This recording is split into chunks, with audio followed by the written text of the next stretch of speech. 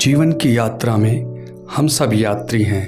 आओ सुने आध्यात्मिक यात्री से भेद भरी सत्संग की बातें।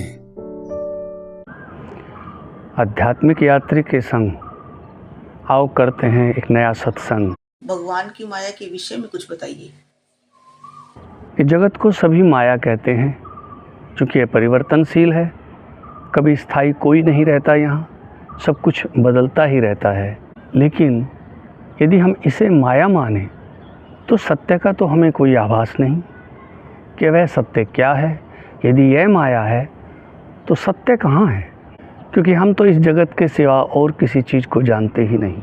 जन्म के साथ जैसे ही हमें बोध होता है, आंखें खुलती हैं, ज्ञान प्राप्त होता है, तो यह जगत ही दिखता है और दिखते दिखते हम इस जगत से विदा भी हो जाते हैं, क्योंकि जीवन से मृत्यु तक एक यात्रा है और हम सब उसमें निसंदेह एक यात्री ही हैं।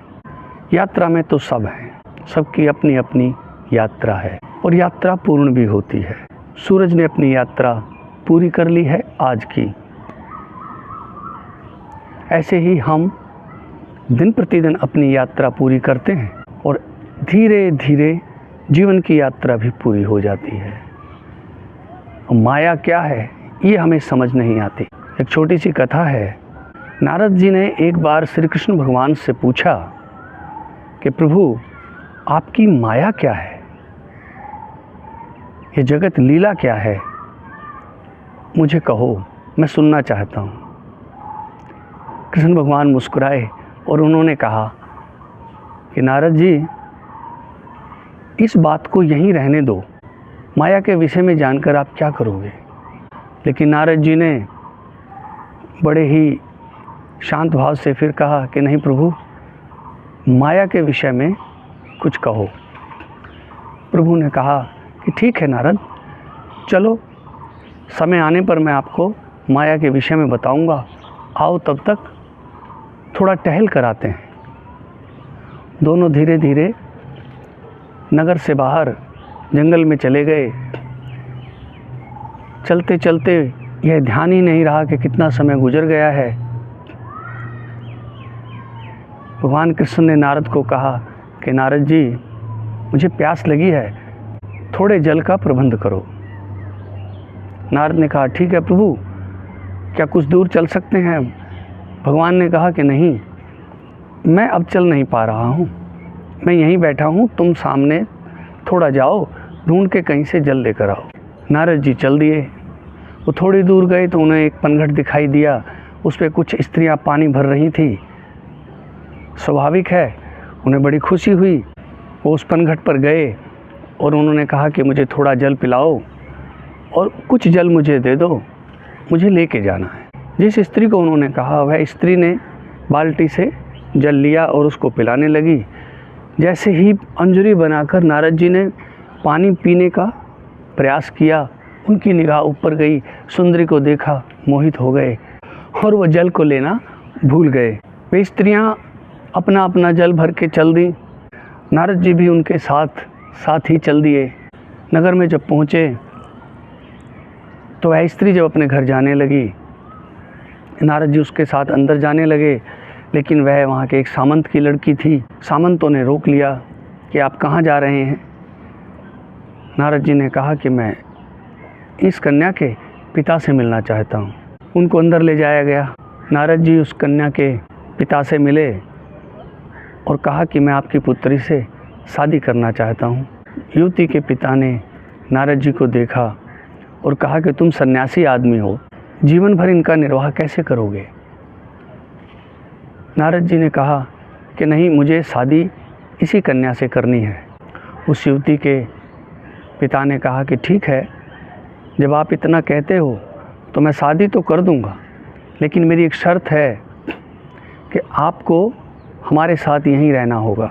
नारद जी ने तुरंत हाँ भर दी, क्योंकि वो मोहित हो चुके थे। धीरे धीरे समय गुजरा, शादी हुई, शादी के बाद संतान हुई, उनका मोह उसमें हो गया। सारा कार्यभार उन्होंने संभाल लिया। धीरे धीरे वह उस गृहस्थ आश्रम के अभ्यस्त हो गए। लेकिन कुछ दिन बाद नगर पर किसी दूसरे राजा ने आक्रमण कर दिया। सेना जैसे ही उनके द्वार तक पहुंची, कुछ लोगों ने आके कहा कि आप यहाँ से बच्चों को लेकर निकल जाइए, वरना ये सेना कुछ भी कर सकती है, आप सभी के प्राण संकट में हैं। नारद जी घबराते हुए सामान कुछ बांधा, कुछ धन संपत्ति ली और अपने बच्चों सहित और अपनी स्त्री को लेकर नगर से बाहर की ओर भागे। सामने एक नदी बह रही थी, उसमें एक नाव में वो बैठे और नाव जब चल पड़ी दूसरी तरफ जाने के लिए तो एक भंवर आया और नाव उसमें उलट गई।